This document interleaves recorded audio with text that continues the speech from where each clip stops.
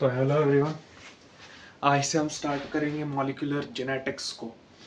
तो जिस हिसाब से हमने जेनेटिक्स को पढ़ा अभी तक, हम मेंडेलियन जेनेटिक्स के बारे में जानते हैं कि मेंडल ने जो लॉज दिए थे, फिर उनके बेसिस पे कुछ एक्सेप्शंस को पढ़ा, फिर उनके बेसिस पे कुछ डिसऑर्डर्स को देखा। लेकिन आज हम पढ़ने जा रहे हैं मॉलिक्यूलर जेनेटिक्स के। असल में हमें ये तो पता है कि हमारे पास लाइफ का एक बेसिक यूनिट जो होता है वो सेल होता है, और ये भी पता है कि सेल के अंदर एक बहुत इंपॉर्टेंट ऑर्गेनल है जिसको हम न्यूक्लियस बोलते हैं। और हमें ये तक पता है कि इस न्यूक्लियस को हम analogically the brain of the whole cell बोलते हैं। रीजन इज दैट कि इस न्यूक्लियस के अंदर कुछ ऐसे मॉलिक्यूल्स हैं, या मैं एक बताऊं, एक बहुत लंबा चौड़ा, एक बहुत लंबा लेंथी मॉलिक्यूल है इस न्यूक्लियस के अंदर। ये न्यूक्लियस के अंदर जो मॉलिक्यूल है, इसने अपने अंदर इंफॉर्मेशन को स्टोर करके रखा है, जो इंफॉर्मेशन ये यूज करेगा इस सेल को चलाने के लिए। चाहे इस सेल का पास्ट हो, प्रेजेंट हो या फ्यूचर, हर एक चीज डिटरमाइन इंफॉर्मेशन करती है। इस मटेरियल को हम जेनेटिक मटेरियल बोलते हैं। इसको हम जेनेटिक मटेरियल बोलते हैं। जेनेटिक मटेरियल जो कि जनरेशन टू जनरेशन हमारे पास आगे बढ़ता रहता है। ऑफस्प्रिंग्स या प्रोजेनी में भी आगे यही मटेरियल वाया फर्टिलाइजेशन जाता है। ये जेनेटिक मटेरियल के बारे में हम जानने की कोशिश करेंगे कि असल में इसका स्ट्रक्चर कैसे है और ये उस इंफॉर्मेशन को रिप्रेजेंट कैसे करता है, इंफॉर्मेशन को एक्सप्रेस कैसे करता है इस न्यूक्लियस में से। तो बेसिकली मॉलिक्यूलर जेनेटिक्स में हम इसी के बारे में बात करेंगे। सबसे पहले हमें पता होना चाहिए कि उस न्यूक्लियस के अंदर जो वो लॉन्ग मॉलिक्यूल्स होते हैं वो एसिडिक होते हैं नेचर में। अब ऐसा कब पता चला उसके बारे में हम आगे डिस्कस करेंगे, जब हम न्यूक्लियन के बारे में पढ़ेंगे, एसिडिक डाइज के बारे में पढ़ेंगे तब। लेकिन अभी के लिए फिलहाल हमें जानना है कि उस एसिडिक मटेरियल को, जो जेनेटिक मटेरियल है, उसको न्यूक्लिक एसिड्स बोलते हैं। न्यूक्लिक एसिड्स फिलहाल के लिए एसिड्स इसलिए क्योंकि इनका नेचर एसिडिक होता है। इनका पीएच जो है 7 से थोड़ा कम होगा, इसलिए इनको हम एसिड्स बोलते हैं। Nucleic because they are found in nucleus. ये नाम इनको न्यूक्लिन से पड़ा है। जब हम डिस्कवरी में पढ़ेंगे तो हम जानेंगे कि न्यूक्लिन क्या होता है। फिलहाल के लिए आज हम न्यूक्लिक एसिड्स के बारे में जानेंगे। 2 तरह के न्यूक्लिक एसिड्स होते हैं हमेशा एक सेल में। वन इज डीएनए, नाम सुना होगा, and the other is RNA, इसका नाम भी सुना होगा। अब जब पढ़ रहे हैं तो इनका फुल फॉर्म भी हम लिख ही लेते हैं। डीएनए का मतलब है deoxyribose nucleic acid, deoxyribo nucleic acid.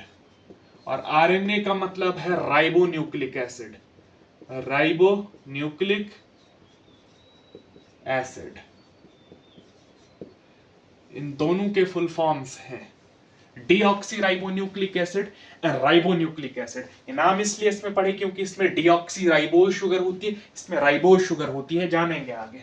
फिलहाल के लिए 2 न्यूक्लिक एसिड्स होते हैं। इनमें से जो 2, ये पहला वाला मैंने लिखा, ये जो डीएनए है, ये जेनेटिक मटेरियल है। This is the main genetic material. Genetic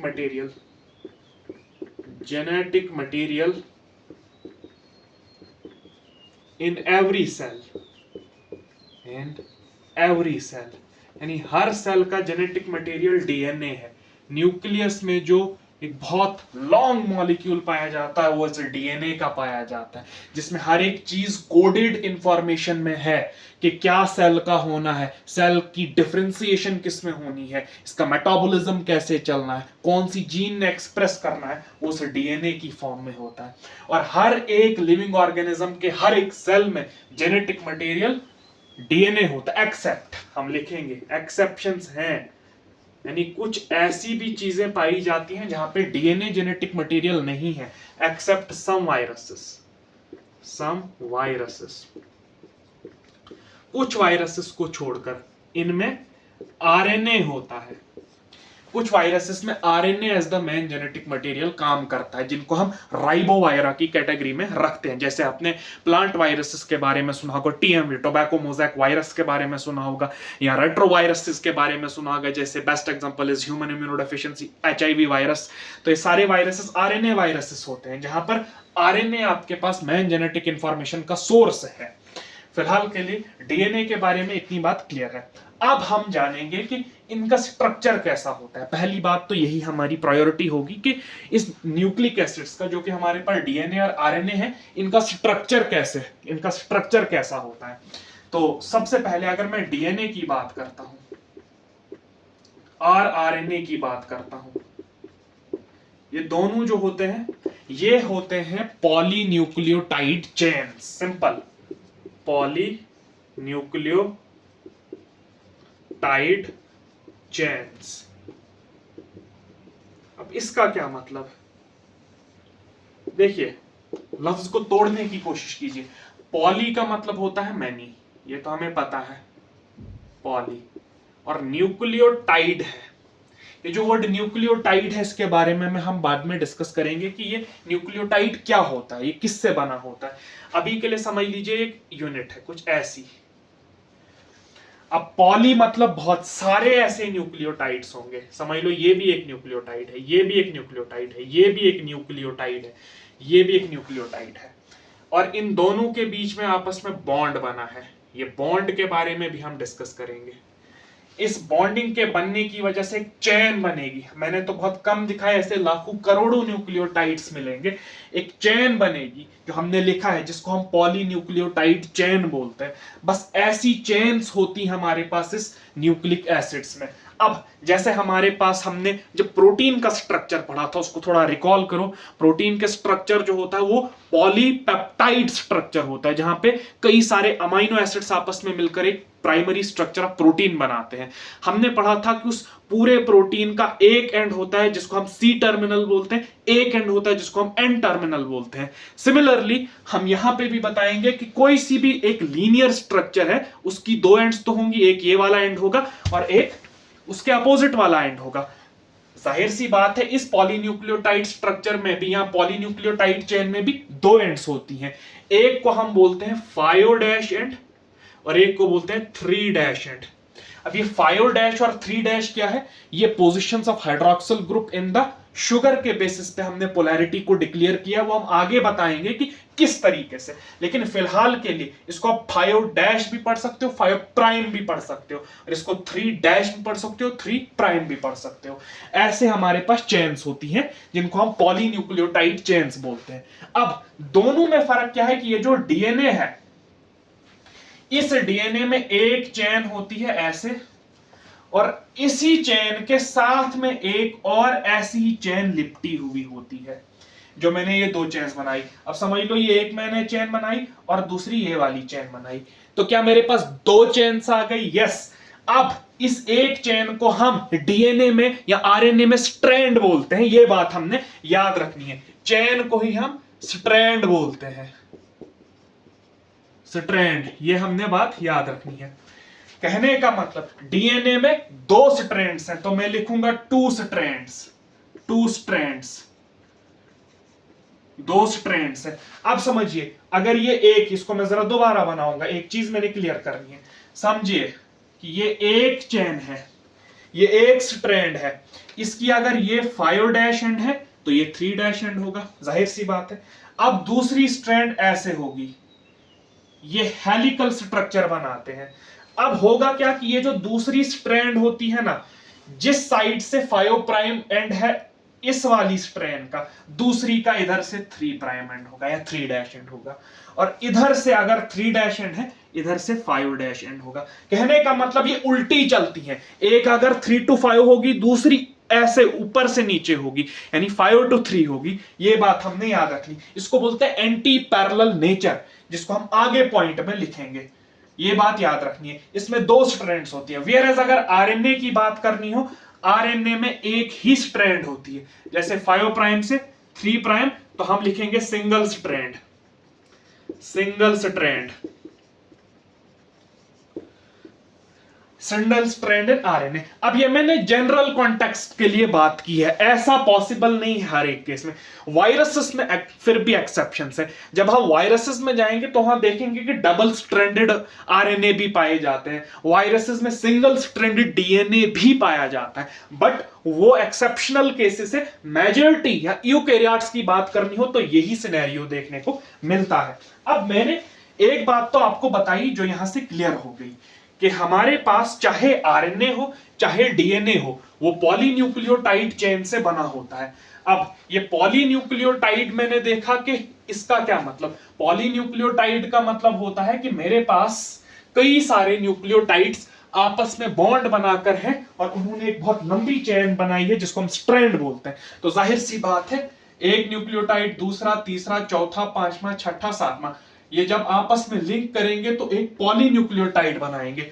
अब इसमें से मैंने इस एक को देखना है कि ये एक जो ये न्यूक्लियोटाइड है, न्यूक्लियोटाइड, ये न्यूक्लियोटाइड का स्ट्रक्चर क्या है, क्योंकि जब मैं इस न्यूक्लियोटाइड के स्ट्रक्चर को अच्छे से समझ लूंगा, फिर कई सारे न्यूक्लियोटाइड्स को एक चेन में जोड़ने के बाद, उनके बॉन्डिंग को समझने के बाद मैं इस पॉलीन्यूक्लियोटाइड स्ट्रक्चर को भी इजीली समझ लूंगा। तो हमारा पहला गोल होगा इस न्यूक्लियोटाइड के बारे में डिस्कस करने का। तो आप हेडिंग डाल लीजिए, न्यूक्लियोटाइड के बारे में हम पढ़ने जा रहे हैं। Nucleotide, nucleotide. अब ये न्यूक्लियोटाइड क्या होता है? ये कुछ नहीं, एक मॉलिक्यूल है, एक मॉलिक्यूल है, सिंपल सा एक मॉलिक्यूल है जो तीन चीजों से बना होता है, which is made up of three things. मैं यहां पे नीचे लिखूंगा, तीन चीजों से बना होता है ये। जो पहली चीज होती है इसमें वो होती है शुगर, शुगर। जो दूसरी चीज होती है इसमें वो होती है नाइट्रोजनस बेस, जीनस बेस। और जो तीसरी चीज होती है वो होती है फॉस्फेट ग्रुप, फॉस्फेट ग्रुप। ये तीन चीजें जब आपस में मिलती हैं तो एक न्यूक्लियोटाइड बनता है। अब शुगर क्या है, नाइट्रोजनस बेस क्या है, फॉस्फेट क्या है, इनके बारे में रेस्पेक्टिवली थोड़ा हम स्टडी कर लेंगे। सबसे पहले हेडिंग डालिए शुगर्स के बारे में। ये शुगर क्या होता है? शुगर हमें पता है कि कार्बोहाइड्रेट्स को शुगर कहते हैं। हमने बायोकेमिस्ट्री में पढ़ा है कि कार्बोहाइड्रेट्स जो होते हैं वो कीटोज भी हो सकते हैं, एल्डोज भी हो सकते हैं, on the basis of presence of which functional group is in their. अगर कीटोन होगा तो वो कीटोज कैटेगरी के होंगे, अगर एल्डिहाइड होगा तो वो एल्डोज कैटेगरी के होंगे। याद रखना है, चाहे डीएनए हो चाहे आरएनए हो, दोनों में हमारे पास एक एल्डोज शुगर पाई जाती है। एल्डोज, एल्डोज यानी उसका फंक्शनल ग्रुप एल्डिहाइड होगा। हमने आगे देखा था कि on the basis of number of carbons भी हमने इनको डिवाइड किया था। 3 कार्बन की शुगर भी थी जिसको ट्रायोज बोलते थे, 4 की थी जिसको 4 की नहीं होती थी, 5 की होती थी जिसको पेंटोज बोलते थे, फिर हेक्सोज, हेप्टोज, ऑक्टोज, ऐसे ही चलना जाता था जैसे जैसे नंबर ऑफ कार्बन बढ़ा जाता था। तो यहां पर हमारे पास एक 5 कार्बन की शुगर होती है, तो जाहिर सी बात है मैं पेंटोज लिखूंगा। पेंट का मतलब होता है 5, तो पेंटोज यानी 5 कार्बन की एक शुगर होती है हमारे पास। अब डीएनए में अपनी 5 कार्बन की शुगर है और आरएनए में एक डिफरेंट 5 कार्बन की शुगर होती है। मैं लिखूंगा सबसे पहले हमारे पास के कौन सी होती है, राइबोज। इसका अपने नाम याद रखना है, ये राइबोज होती है हमारे पास पहली शुगर, 5 कार्बन की शुगर है। मैं लिखूंगा 5 कार्बन की शुगर है और एल्डिहाइड शुगर होती है। ये हमारे पास, इसका मैं स्ट्रक्चर बनाऊंगा। एक ऑक्सीजन ग्रुप ऐसे बनाना है और फिर फ्यूरान रिंग बनानी है। Furan ring is the 5 carbon ringed. एक कार्बन बाहर दिखाना है चेन के, CH2OH, H H H OH OH OH and H। ये हमारे पास स्ट्रक्चर। यहां पे नंबरिंग कहां से करनी है, देखिए एक कार्बन यहां पे है इस जंक्शन पे 1, दूसरा यहां पे 2, 3, 4 और एक 5 यहां बाहर है। 5वां कार्बन जो है रिंग से बाहर आता है। ऐसी 5 मेंबर्ड रिंग को जो 5 कोनों से बनी उसको फ्यूरान रिंग बोलते हैं। तो यहां पे आप ये भी लिखोगे कि ये फ्यूरान रिंग होती है, फ्यूरान रिंग। 5 मेंबर्ड रिंग उसको फ्यूरान रिंग बोलते हैं। पहला, दूसरा, तीसरा, चौथा, 5 कार्बन की ये शुगर होती है। देखिए बाहर यहां पे एक CH2OH ग्रुप दिखाना है, इसके नीचे एक हाइड्रोजन जुड़ा होगा, फिर ऊपर देखो इसके अल्टरनेटली देखना, एक हाइड्रोजन इधर एक हाइड्रोजन इधर, दोनों OH OH नीचे, और एक हाइड्रोजन यहां नीचे एक OH ऊपर। ये बीटा स्ट्रक्चर है। बीटा में एनोमेरिक कार्बन यानी फर्स्ट कार्बन पे OH ऊपर से होता है, अगर अल्फा होती तो OH नीचे से होता। फिलहाल के लिए इतना स्ट्रक्चर हमने जान लिया। लेकिन अगर मैं, आप समझिए, अगर मैं दूसरे कार्बन में से, जो राइबोज शुगर का दूसरा कार्बन है, इस दूसरे कार्बन में ये जो OH ग्रुप है, इसमें से इस ऑक्सीजन को हटा दूं, मैं कह रहा हूं सेकंड पोजीशन से डीऑक्सीजनेशन करा दो, ऑक्सीजनेशन। और डीऑक्सीजनेशन का मतलब रिमूवल ऑफ ऑक्सीजन। दूसरे कार्बन के OH ग्रुप से इस ऑक्सीजन को हटा दो, तो जो स्ट्रक्चर बनेगा उसको बना लो। सिमिलर स्ट्रक्चर बनाना है, सिर्फ दूसरे कार्बन के OH पर उस ऑक्सीजन को नहीं बनाना। CH2OH, यहां पे H, there is H, there is OH, but there is now H। देखो ऑक्सीजन हट गया, यहां पे OH एंड H। वैलेंसी अभी भी फील्ड है, वैसी कोई बात नहीं, अभी भी वैलेंसी फील्ड है। यहां पे हाइड्रोक्सिल ग्रुप था, यहां पे हाइड्रोजन ग्रुप आया, दोनों की वैलेंसी 1 होती है और उस कार्बन ने फिल कर दी है। लेकिन यहां पे हमने दूसरी जगह से, सेकंड पोजीशन से डीऑक्सीजनेशन करा दी और ये स्ट्रक्चर ऑब्टेन किया। इसको बोलते हैं डीऑक्सीराइबोज। डीऑक्सीराइबोज, डीऑक्सी का मतलब डीऑक्सीजनेटेड जो है, डीऑक्सी इसलिए आया, और राइबोज का मतलब इसी में से हमने डीऑक्सीजनेशन कराई और डीऑक्सीराइबोज शुगर को ऑब्टेन किया। फर्क बस इतना है कि इसके दूसरे कार्बन के OH पर, यहां पर OH है, यहां पे H है। रीजन इज दैट कि आरएनए में पहली बात, ये जो राइबोज होती है ये आरएनए में पाई जाती है, आरएनए। इसलिए जब मैंने फुल फॉर्म लिखाई थी राइबो न्यूक्लिक एसिड, तो वहां पे राइबो आया था क्योंकि वहां पे राइबो शुगर आई थी। मैंने कहा था इनका नाम on the basis of presence of sugar पाया था, वो इसी के बेसिस पे पड़ा था। और जब हमने डीएनए की बात की थी, डीएनए, तो वहां पे डीऑक्सीराइबो न्यूक्लिक एसिड आया था क्योंकि डीएनए में ये वाली शुगर पाई जाती है। राइबो शुगर आरएनए में पाई जाती है, डीएनए डीऑक्सीराइबोज डीएनए में पाई जाती है। अब ऐसा इसलिए हुआ क्योंकि जब मैं आपको आगे आरएनए वर्ल्ड पढ़ाऊंगा वहां पे पता चलेगा कि आरएनए जो है वो लेस स्टेबल होता है, यानी मोर रिएक्टिव होता है एज कंपेयर टू डीएनए। जिसकी वजह से देखो OH जो है ना, OH में यहां पे ऑक्सीजन है, इसके पास 2 लोन पेयर्स हैं। यहां लोन पेयर के कंसेप्ट को छोड़ो, सीधे सुनो कि ये ज्यादा रिएक्टिव होता है एज कंपेयर टू हाइड्रोजन। ये कम रिएक्शन करता है, ये ज्यादा रिएक्टिव होता है। अब जो चीज ज्यादा रिएक्टिव होगी वो उतनी ही कम स्टेबल होती है, इसलिए आरएनए कम स्टेबल है और डीएनए ज्यादा स्टेबल है। हम देखेंगे कि इन कोर्स ऑफ एवोल्यूशन आरएनए से डीएनए इवॉल्व हुआ। पहले आरएनए जेनेटिक मटेरियल था बहुत प्रिमिटिव फॉर्म्स में, लेकिन जैसे जैसे डीएनए इवॉल्व हुआ, हमने डीएनए को स्टेबलाइजेशन देने के लिए जितनी भी हमारे पास रिएक्टिव चीजें थी उनको कम करना स्टार्ट किया। उनमें से पहली जो कम चीज थी वो थी इस OH ग्रुप को हटा देना, यहां पे H हटा दे, बाकी ये है, ये OH है, इनका क्या होगा? ये तो अभी भी है और ये आगे बॉन्डिंग में यूज होंगे। जो हम आगे जब बॉन्ड्स को देखेंगे तो वहां पे पता चलेगा कि ये आगे बॉन्ड बनाने में इस्तेमाल होंगे। फिलहाल के लिए इतनी बात क्लियर होनी चाहिए। शुगर्स का कंसेप्ट क्लियर हो गया। अब हम समझते हैं पहले नाइट्रोजनस बेसिस को। नाइट्रोजनस बेसिस को देखिए, जो ये नाइट्रोजनस बेसिस का टॉपिक है ये बहुत लंबा होने वाला है।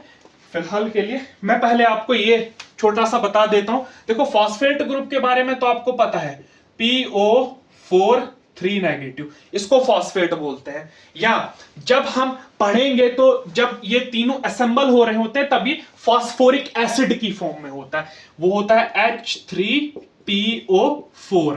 देखिए बात ये भी सेम है, ये भी सेम है। यहां से अगर आप 3 हाइड्रोजन को निकाल दोगे, 3 H पॉजिटिव को निकाल दोगे तो PO4 नेगेटिव बनेगा।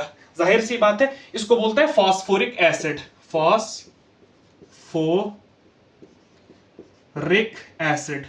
Why acid? क्योंकि it has the tendency to lose these 3 hydrogens, that's why it is becoming phosphate group, इसलिए हम इसको फॉस्फोरिक एसिड बोलते हैं। स्ट्रक्चर इसका सिंपल होता है, एक फॉस्फेट, एक फॉस्फोरस का ग्रुप बीच में है, इसके साथ एक ऑक्सीजन डबल बॉन्ड के साथ जुड़ा होता है, एक इधर से OH, एक नीचे से OH और एक इधर से OH।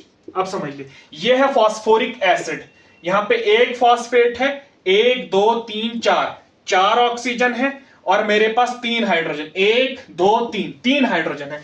जब ये वाटर में होगा यानी इन एक्वस कंडीशन होगा, ये अपने तीनों हाइड्रोजन को लूज कर देता है, तीनों हाइड्रोजन को लूज कर देता है in the form of 3H positive. अब जब ये H पॉजिटिव निकला, जाहिर सी बात है यहां पे एक नेगेटिव चार्ज रहेगा, यहां पे एक नेगेटिव चार्ज रहेगा, यहां पे एक नेगेटिव चार्ज रहेगा, तभी जाके तो ये बैलेंस होगा। जब एक H पॉजिटिव यहां पे आएगा, नेगेटिव पॉजिटिव न्यूट्रलाइज होके OH वापस बनेगा ना यहां पे, तो ये हमारे पास स्ट्रक्चर आ गया फॉस्फेट का, जिसको हम बोलते हैं PO4 3 नेगेटिव। देखिए 1 2 3, 3 नेगेटिव चार्जेस है, 3 यूनिट नेगेटिव चार्जेस, इसलिए फॉस्फेट। हमने बस इतना ही स्ट्रक्चर होता है फॉस्फेट का, फिर हम देखेंगे कि लिंक कैसे होता है वो बताना मेरा काम है, फिलहाल के लिए आपने इतना नोट करना है। अब हमारा जो जिक्र होगा वो सिर्फ और सिर्फ नाइट्रोजनस बेसिस का होगा। अब जरा हम नाइट्रोजनस बेसिस के बारे में बात करेंगे, और मुझे लगता है कि ये क्लास इन्हीं के इर्द गिर्द अब घूमेगी बस। नाइट्रोजनस बेसिस, नाइट्रोजीनस बेसिस हर कोई अच्छे से देखेगा। फिलहाल के लिए पहली बात, ये नाइट्रोजिनस क्यों बताया? नाइट्रोजिनस इसलिए क्योंकि इनमें नाइट्रोजन होगा, बात क्लियर है। बेसिस इसलिए बताया क्योंकि ये बेसिक नेचर शो करती हैं। Why basic nature? नाम से ही क्लियर है, नाइट्रोजनस। जहां कहीं पे भी ये नाइट्रोजन आएगा आपको पता है वो बेस ही होती है ज्यादातर। Why base? क्योंकि इसके पास एक लोन पेयर होता है नाइट्रोजन के पास। ये लोन पेयर जो है ये हेल्प करता है इस लोन पेयर को H पॉजिटिव को अट्रैक्ट करने, और H पॉजिटिव इससे कोऑर्डिनेट बॉन्ड बना लेता है। तो जब नाइट्रोजन होगा वो इसके साथ H पॉजिटिव एक्सेप्ट कर लेगा, और वो मॉलिक्यूल्स जो H पॉजिटिव को एक्सेप्ट करते हैं वो बेसिस होती हैं, और जो H पॉजिटिव रिलीज करती हैं वो एसिड्स होते हैं अकॉर्डिंग टू आरएनएस कंसेप्ट। या वो भी आप बता सकते हो कि जो लोन पेयर डोनेट करे दोज आर बेसिस, जो लोन पेयर एक्सेप्ट करे those are acids according to Lowry Bronsted theory. जिस कंसेप्ट से आपने समझना आप समझ सकते हो। फिलहाल के लिए बेसिस इनको क्यों बोलते हैं? क्योंकि इनका बेसिक नेचर होता है। नाइट्रोजनस बेसिस जो होती है हमारे पास तमाम न्यूक्लिक एसिड्स में दो तरह की होती है, याद रखना, 2 टाइप्स की होती है। एक को बोलते हैं प्यूरीन, और दूसरी को बोलते हैं पिरामिडीन। प्यूरीन एंड पिरामिडीन, 2 तरह की नाइट्रोजनस बेसिस है। अब ये प्यूरीन क्या है? असल में जो ये नाइट्रोजनस बेसिस होती है रिंग्ड स्ट्रक्चर होती है, जैसे बेंजीन की रिंग होती है ना, सिमिलरली इनकी भी एक रिंग होती है, बशर्ते ये चीज कि ये हेट्रोसाइक्लिक रिंग है। हेट्रोसाइक्लिक का मतलब कि इनमें एक ही तरह के एटम उस रिंग में नहीं मिलते, बल्कि इनमें 2 तरह के एटम मिलेंगे। एक कार्बन तो होगा ही जो रिंग बनाएगा, और दूसरा हमारे पास नाइट्रोजन भी होता है उस रिंग में। तो हमारे पास रिंग्ड स्ट्रक्चर्स होते हैं ये।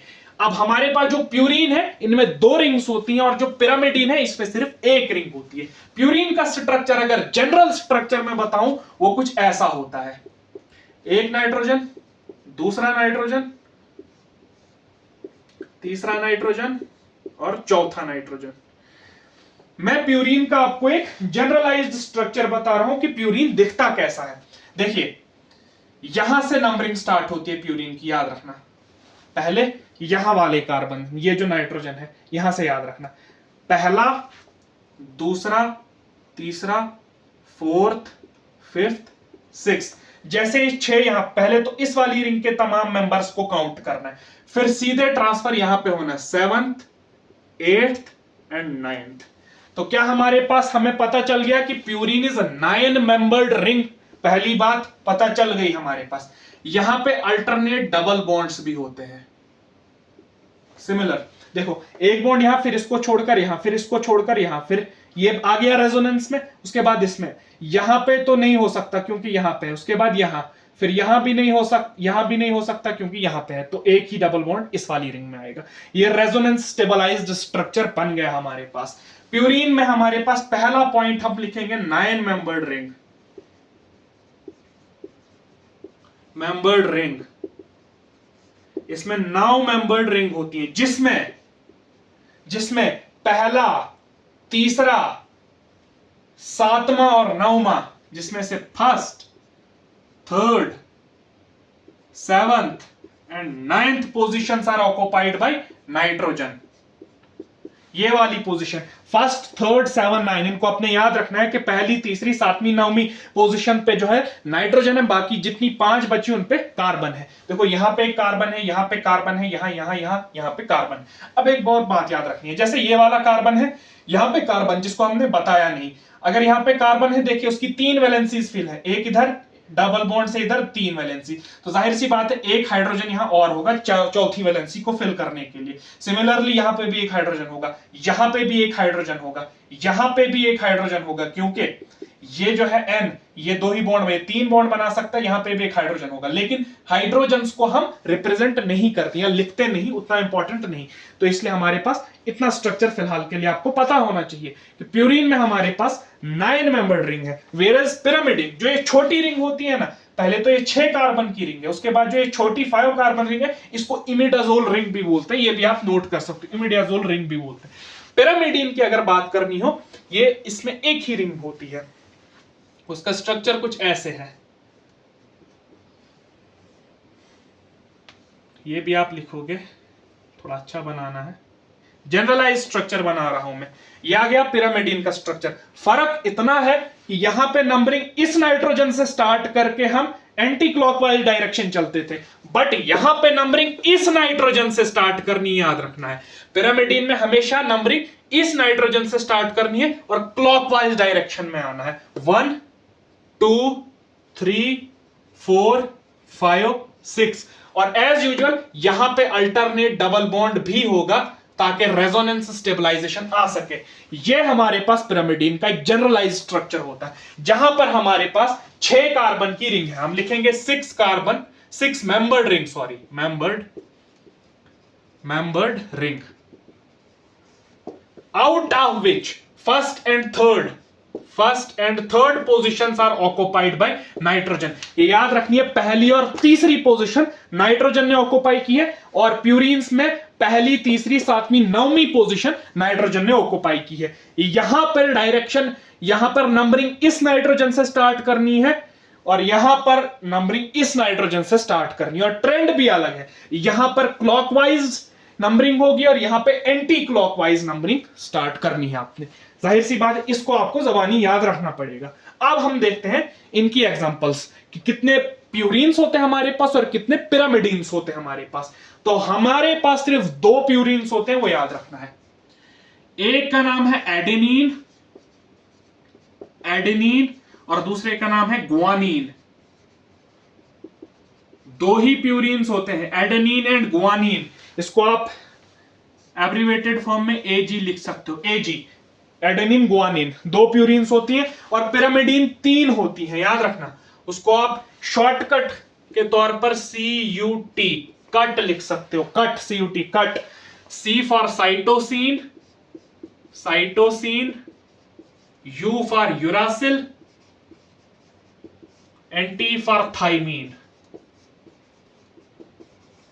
It's thymine not thiamine, thiamine कुछ और होता है, थाइमीन जो है नाइट्रोजनस बेस है।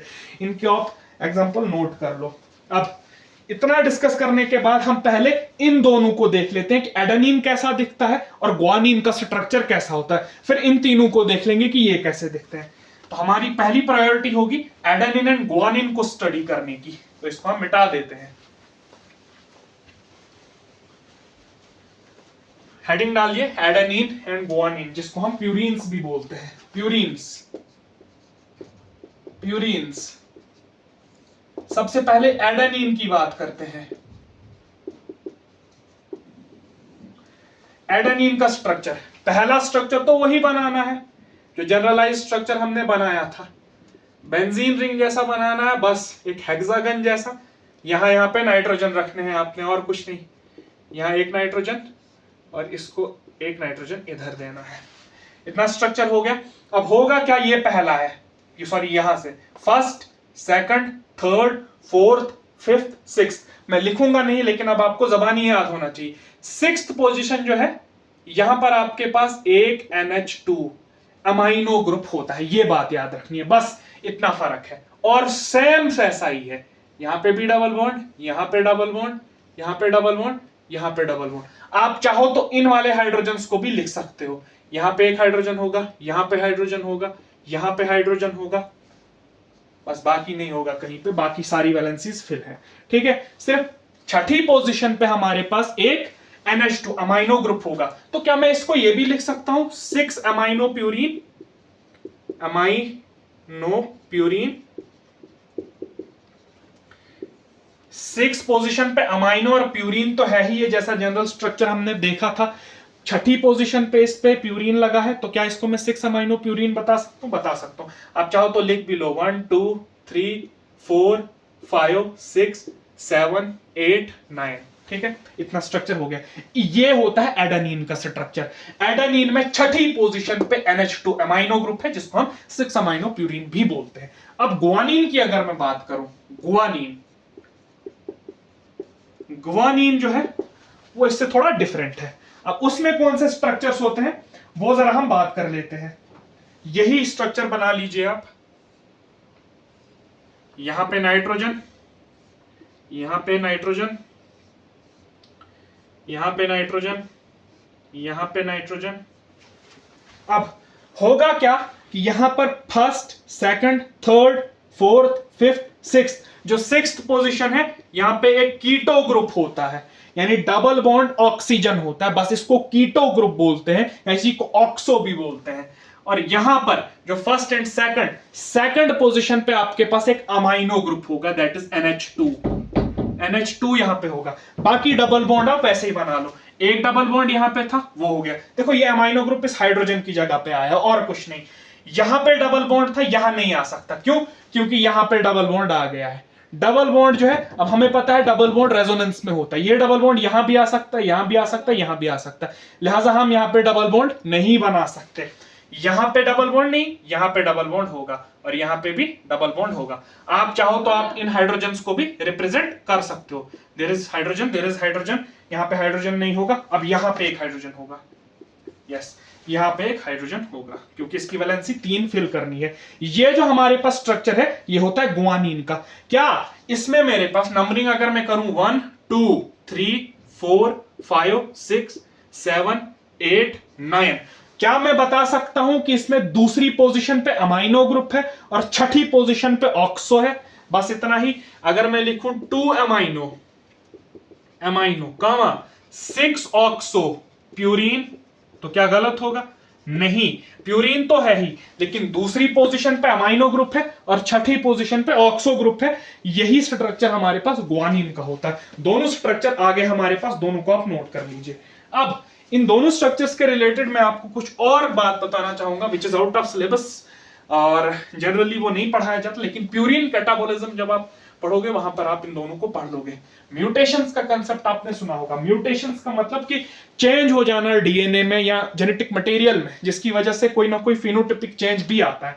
फिलहाल के लिए म्यूटेशन को जो कराता है उसको म्यूटाजन बोलते हैं, और एक एग्जांपल है म्यूटाजन की जिसको नाइट्रस एसिड बोलते हैं। मैं लिखता हूं म्यूटाजन की एक एग्जांपल होती है नाइट्रस एसिड, जिसको HNO2 ऐसे लिखते हैं। देखो हाइड्रोजन है इसलिए नाइट्रस एसिड। ये एक म्यूटाजन होता है, यानी म्यूटेशन कराता है, डीएनए में कोई ना कोई चेंज लाएगा। अब किन में लाता है ये हमारे पास इन्हीं प्यूरिन्स में चेंज लाता है। जैसे ये एडेनिन है, आप वैसे ही एडेनिन के स्ट्रक्चर को बना लो। यहां पे नाइट्रोजन, यहां पे नाइट्रोजन, एक नाइट्रोजन इधर, एक नाइट्रोजन इधर। यहां पे NH2 ग्रुप था, double bond double bond double bond double bond. उन हाइड्रोजन्स को अभी रिप्रेजेंट करने की जरूरत नहीं है। ये एडेनिन है, एक प्यूरिन है। जब इस पे नाइट्रस ऑक्साइड एक्ट करेगा, नाइट्रस एसिड, जब इस पे नाइट्रस एसिड एक्ट करेगा, नाउ नाइट्रस एसिड या नाइट्रिक एसिड, ये जो होते हैं these are strong oxidising agent, oxidising agent मतलब ये खुद रिड्यूस होंगे लेकिन दूसरे को ऑक्सीडाइज कर देंगे, तो ये एडेनिन को ऑक्सीडाइज कर देते हैं। किस जगह पे? ये जो NH2 अमाइनो ग्रुप था 6th पोजीशन पे, इसको ऑक्सीडाइज कर देते हैं। ऑक्सीडाइज का मतलब एडिशन ऑफ ऑक्सीजन, तो यहां पे एक ऑक्सीजन को ऐड कर देते हैं ऐसे। नाइट्रोजन, नाइट्रोजन स्ट्रक्चर बिल्कुल सिमिलर बनाना है जैसा हमने अभी तक डिस्कस किया, सिर्फ यहां पे एक ऑक्सीजन आया। अब ऑक्सीजन की वैलेंसी 2 है इसलिए डबल बॉन्ड आ गया ऑक्सीजन के साथ, बाकी स्ट्रक्चर सेम रहेगा। ये वाला, ये जो कंडीशन हमारे पास आ गई कि जहां पर इसने 6th पोजीशन पर नाइट्रस एसिड ने ऑक्सीडेशन करा के एक ऑक्सो ग्रुप को ऐड कर दिया। फिलहाल के लिए ये हमारे पास इसको हम हमारे पास 6 ऑक्सोप्यूरिन भी बोलते हैं, इसको हम 6 ऑक्सोप्यूरिन भी बोलते हैं, 6 ऑक्सोप्यूरिन, क्योंकि छठी पोजीशन पे कीटोन ग्रुप आया, या इसी का कॉमन नेम इसको हम हाइपोजेंथीन बोलते हैं, हाइपोजेंथीन, हाइपोजेंथीन। तो ये स्ट्रक्चर होता है हाइपोजेंथीन का, ये स्ट्रक्चर आपने याद रखना है क्योंकि एक्सक्रीशन में इसका बहुत कंसेप्ट आता है। उसके बाद एडेनिन को भी एक बार देख लेते हैं कि उसके साथ क्या मामला होगा अगर उसके साथ नाइट्रस एसिड एक्ट हुआ। एडेनिन का स्ट्रक्चर भी ऐसा ही है, सिर्फ यहां पे एक ऑक्सो है और यहां पे NH2, double bond double bond double bond. अब होगा क्या, जब इसके साथ नाइट्रस एसिड रिएक्ट करेगा, अब यहां पे NH2 है, इसको ऑक्सीडाइज कर देगा, यानी यहां पे ऑक्सीजन को ऐड कर देगा। यहां पे तो अभी ऑलरेडी ऑक्सीजन है तो इसको नहीं छेड़ेगा भाई, जहां पे नाइट्रोजन है वहां पे अटैक कर देगा। नाइट्रोजन, यहां पे अमाइनो ग्रुप था, यहां पे ऑक्सीजन को जोड़ देगा, यहां पे ऑलरेडी ऑक्सीजन था, यहां से डबल बॉन्ड हट जाएगा, अब सिर्फ इतना डबल बॉन्ड बचेगा। ये जो स्ट्रक्चर है इसको हम बोलते हैं, अब इसको हम क्या बता सकते हैं, देखिए हमारे पास एक ऑक्सो यहां गया, एक ऑक्सो यहां गया, इसको हम डाइऑक्सोप्यूरिन भी बोलते हैं, डाइऑक्सोप्यूरिन। भाई डाई डाई का मतलब 2, ऑक्सो का मतलब 2 कीटो ग्रुप है, इसलिए इसको डाइऑक्सोप्यूरिन बोलते हैं, या इसी का कॉमन नेम जेंथीन है, जेंथीन है, ये बात याद रखनी है, जेंथीन। तो हमारे पास हाइपोजेंथीन एक है और जेंथीन दूसरा है, ये हमारे पास म्यूटेटेड प्रोडक्ट्स बनते हैं। आपने सिर्फ ये याद रखना है कि अगर हमारे पास म्यूटेशन हुई तो ये बन जाता है डीएनए डैमेज हो जाएगा, लेकिन जनरली अगर सेल डैमेज हो जाए, डीएनए डैमेज हो जाता है, उसके बाद उस डीएनए को डिस्ट्रॉय करने के लिए कुछ एंजाइम्स होते हैं जिनको हम जेंथीन ऑक्सीडेज बोलते हैं। जेंथीन ऑक्सीडेज क्या करते हैं, या जब हम प्यूरिन मेटाबॉलिज्म को देखते हैं तो हमारे पास वो एंजाइम्स इन नाइट्रोजनस बेसिस को, क्योंकि अब डीएनए तो टूट गया है तो डीएनए में से ये 2 निकलेंगे, इनको ऐसे कैटाबोलाइज कर देते हैं इन प्रोडक्ट्स में, हाइपोजेंथीन और जेंथीन में। अब जब ये जेंथीन बन जाएगा, देखिए अगर जेंथीन बन गया, इस जेंथीन से हाइपोजेंथीन भी इस हाइपोजेंथीन से जेंथीन भी डायरेक्टली बन सकता है, यहां पे एक OH को ऐड करना है, वो एक एंजाइम करता है जिसको जेंथीन ऑक्सीडेज बोलते हैं। जब इस पे एक एंजाइम एक्ट करेगा, जेंथीन ऑक्सीडेज ही वही वाला एंजाइम, तो इसको इससे आगे वाले प्रोडक्ट में कन्वर्ट कर देता है जिसको हम यूरिक एसिड बोलते हैं। और यूरिक एसिड जो है वो क्रिस्टलाइज्ड स्ट्रक्चर होता है, जिसको हमने पढ़ा भी है, which is also an excretory product, nitrogenous excretory product, uric acid. Uric acid का स्ट्रक्चर सेम है, बस आपने एक प्यूरिन का जनरलाइज स्ट्रक्चर बनाना है। देखिए यहां पे एक ऑक्सीजन, यहां पे एक ऑक्सीजन, डबल बॉन्ड। होता क्या है कि 8वें कार्बन पे भी एक ऑक्सो ग्रुप आ जाता है, ये जो है इसको ट्राईऑक्सोप्यूरिन बोलते हैं, ट्राईऑक्सोप्यूरिन। वाई ट्राई, क्योंकि 3 है, इसी को हम सिंपली यूरिक एसिड भी बोलते हैं। इसके क्रिस्टल्स पाए जाते हैं और जनरली ये जो है जॉइंट्स में एक्यूमुलेट हो जाते हैं, इसलिए जॉइंट्स में एक्यूमुलेशन के बाद पेन देते हैं बहुत ज्यादा, उसको ग्वाटी आर्थराइटिस बोलते हैं, यहाँ सिंपली ग्वाट बोलते हैं, यूरिक एसिड ग्वाट फॉर्मेशन या ग्वाटी आर्थराइटिस, इन्फ्लेमेशन हो जाती है जॉइंट्स की। यूरिक इसलिए बोलते हैं कि कम चीजें ऐसी खाया करो जिनमें प्यूरिन्स कम है, जैसे टमाटर है, टमाटर में जो है कंसंट्रेशन ऑफ प्यूरिन्स ज्यादा होती है। अब जाहिर सी बात है जब प्यूरिन्स डाइजेस्टिव ट्रैक्ट में एब्जॉर्ब होंगे तो सेल में उनका सेम मेटाबॉलिज्म होगा ज़ैंथीन ऑक्सीडेज नाम के एंजाइम से, और यूरिक एसिड बनेगा, और ये यूरिक एसिड जाके आपके घुटनों में या आपके जो जॉइंट्स हैं उनमें एक्यूमुलेट हो जाता है और गॉटी आर्थराइटिस कर देता है। यहां तक बात क्लियर है? हमने प्यूरिन्स को क्लियर कर लिया। आपने सिर्फ दो याद रखनी है, जो एडेनिन ग्वानिन, सिर्फ वो दो इंपॉर्टेंट है, उनको याद रखना है। उसके बाद हम स्टडी करते हैं, बात करते हैं पिरामिडिन्स की। पिरामिडिन्स, पिरामिडिन्स का स्ट्रक्चर कैसा होता है? पिरामिडिन्स एज यूजुअल हमने तीन पढ़े थे, CUT, cut, cytosine, uracil and thymine. अब होता क्या है कि ये जो यूरासिल है, अगर आपने इसका स्ट्रक्चर पढ़ लिया, असल में ये साइटोसिन और थाइमीन इसी यूरासिल से बने होते हैं। यानी यूरासिल की कुछ रिएक्शन करके हम साइटोसिन बना सकते हैं, और यूरासिल में ही कोई दूसरी रिएक्शन करके थाइमीन भी बनाया जा सकता है। तो यूरासिल का ही एक डेरिवेटिव साइटोसिन भी है और दूसरा डेरिवेटिव थाइमीन भी है। अब होता कैसे वो समझ लीजिए। पहले हम यूरासिल को देखते हैं कि ये दिखता कैसा है। यूरासिल ऐसा होता है, नाइट्रोजन फिलहाल के लिए जनरलाइज्ड स्ट्रक्चर है एक पिरामिडीन का।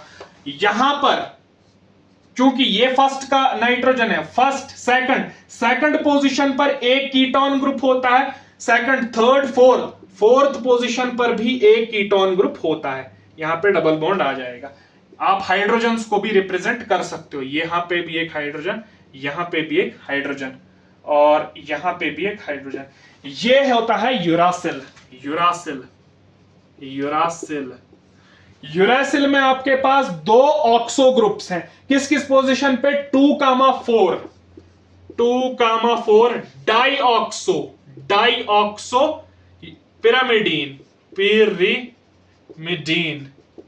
पिरामिडीन तो है, लेकिन क्या दूसरे और चौथे पर दो ऑक्सो ग्रुप्स पाए जा रहे हैं, इसलिए इसको 2,4 डाइऑक्सो पिरामिडीन भी बोलते हैं, विच इज यूरासिल। ये आपने बात याद रखनी है। अब यूरासिल में हम कोई रिएक्शन करेंगे, थोड़ा लंबा एरो हो गया। यूरासिल से ही हम साइटोसिन को भी बनाएंगे और यूरासिल से ही हम थाइमीन को भी बनाएंगे। ये बात आपने याद रखनी है। अगर हमने फोर्थ, हम इसकी नंबरिंग कर देंगे 1 2 3 4 5 6, फोर्थ कार्बन पर, जो ये चौथा कार्बन है, फोर्थ कार्बन पे अमाइनो ग्रुप जोड़ दिया, जिसको हम एमिनेशन बोलते हैं।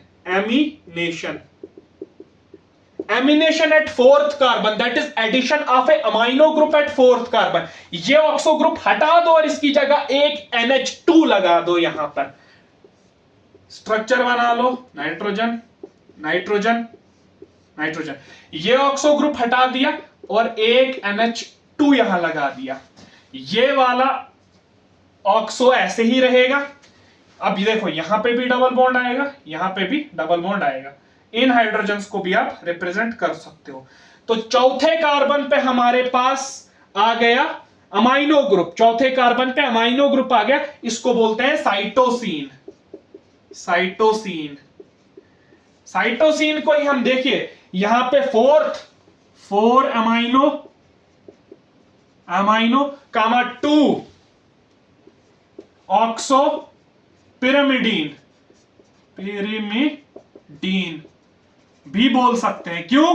क्योंकि चौथे पर अमाइनो और दूसरे पे ऑक्सो है, कीटोन है, इसलिए इसको 4 अमाइनो 2 ऑक्सो पिरामिडीन भी बोल सकते हैं। अब यहां पर इसी यूरासिल में, इसको भूल जाओ, इस यूरासिल में फिफ्थ कार्बन पर मिथाइलेशन करा दी। मिथाइलेशन का मतलब एक CH3 ग्रुप को ऐड कर देना, मिथाइल ग्रुप को 5वें कार्बन पर ऐड कर देना। ये जो हाइड्रोजन है इसकी जगह पर CH3 को लगा देना, सब्स्टिट्यूट कर देना। तो हमारे पास जो स्ट्रक्चर बनेगा उसको हम थाइमीन बोलते हैं। आप बना लो नाइट्रोजन ऐसे, यहां पर फिफ्थ कार्बन पर CH3 आ गया, बाकी सेम वही जैसा यूरासिल में आपके पास है। ऑक्सीजन डबल बॉन्ड, नाइट्रोजन, यहां पे आप एक हाइड्रोजन रिप्रेजेंट कर सकते हो, there is 1 hydrogen, there is also 1 hydrogen. ये जो आपके पास स्ट्रक्चर बना, जहां पर 5वें कार्बन पर मिथाइल ग्रुप है, इसको बोलते हैं थाइमीन, इसको हम बोलेंगे five methyl, five methyl pyrimidine, pyrimidine, five methyl pyrimidine is also known as thymine. ये स्ट्रक्चर आपने याद रखना है। क्या एक बात यहां से आपको समझ में आई कि हमारे पास स्ट्रक्चर तो अलग अलग है तीनों के, लेकिन इस यूरासिल से हम ये भी बना सकते हैं, इस यूरासिल से हम ये भी बना सकते हैं। मतलब कि इस यूरासिल की रिएक्शंस हो सकती हैं, है ना? क्यों? क्योंकि इसमें ये रिएक्टिव स्पीशीज ऑक्सीजन पाई जा रही है। ऑक्सीजन बहुत रिएक्टिव होता है, तो जाहिर सी बात है ये बहुत रिएक्टिव है। अगर ये रिएक्टिव है तो स्टेबिलिटी कम होगी। हमें पता है जो जितना मॉलिक्यूल जितना रिएक्टिव होता है उतना स्टेबिलिटी कम होती है। तो ये इसमें स्टेबिलिटी कम है यानी यूरासिल में, तो जाहिर सी बात है ये आरएनए में पाया जाएगा। अब वो मैं थोड़ा आपको बता देता हूं कि इनमें से कौन सी बेस किस में पाई जाती है। आप डीएनए में कौन से होते हैं और आरएनए में कौन से होते हैं, इसी चीज को अब हम देखते हैं। अब देखें, जो डीएनए है, डीऑक्सीराइबोन्यूक्लिक एसिड, अगर हम इसमें नाइट्रोजनस बेसिस की बात करें, प्यूरीन्स में से एडेनिन भी होगा, इसमें शॉर्ट में ए लिखते हैं, ग्वानिन भी होगा, शॉर्ट में जी लिखते हैं, साइटोसिन भी होगा, पिरामिडीन्स में से सी लिखते हैं, और थाइमीन भी होगा। लेकिन जो वह यूरासिल है वो यहां पे नहीं होगा, याद रखना। DNA is exempted from uracil, uracil DNA में नहीं होता। वेयरएज आरएनए, राइबोन्यूक्लिक एसिड की अगर बात करें, यहां पे एडेनिन भी होगा, यहां पे ग्वानिन भी होगा, साइटोसिन भी होगा, लेकिन यूरासिल होगा थाइमीन की जगह पर। यह बात याद रखनी है, यूरासिल होगा हमारे पास आरएनए में, डीएनए में थाइमीन होगा। फर्क बस इतना है। अगर आरएनए की बात करें वहां पे थाइमीन कभी नहीं हो सकता, अगर डीएनए की बात करें वहां पे यूरासिल कभी नहीं हो सकता। क्या आपने एक बात याद रखी? मैंने कहा था कि आरएनए में राइबोज मिलती है, राइबोज में एक एडिशनल OH था जो इसकी रिएक्टिविटी को बढ़ाता था, इसलिए आरएनए को लेस स्टेबल बनाता था। दूसरा, हमने इसमें यूरासिल भी देख लिया, यूरासिल की अभी हमने देखी कितनी रिएक्शंस हो रही हैं, तो जाहिर सी बात है ये जब और रिएक्शन करेगा तो ये और अनस्टेबल हो जाएगा। तो हमने देखा दो फैक्टर्स की वजह से आरएनए अभी बहुत अनस्टेबल है।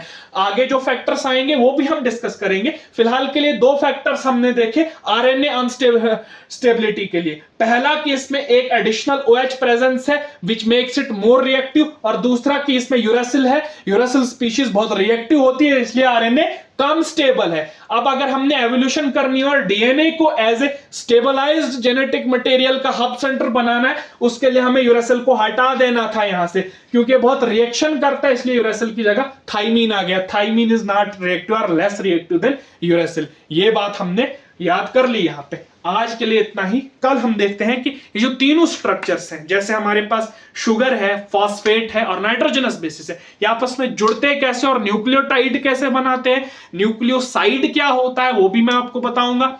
उसके बाद कि एक एक न्यूक्लियोटाइड आपस में कैसे लिंक होकर पूरा पॉलीन्यूक्लियोटाइड बनाता है। फिर ये पॉलीन्यूक्लियोटाइड जो है जब सिंगल स्ट्रैंडेड होगा तो आरएनए होगा, और यही पॉलीन्यूक्लियोटाइड आपस में anti parallel complementary base pairing show करते हैं हाइड्रोजन बॉन्डिंग के थ्रू। 4F रूल को जब हम स्टडी करेंगे उसके बाद हमें पता चलेगा कि इन दो स्ट्रैंड्स के बीच में पेयरिंग होके एक डबल स्ट्रैंडेड डीएनए मॉलिक्यूल कैसा दिखता है। आज के लिए इतना ही, थैंक यू।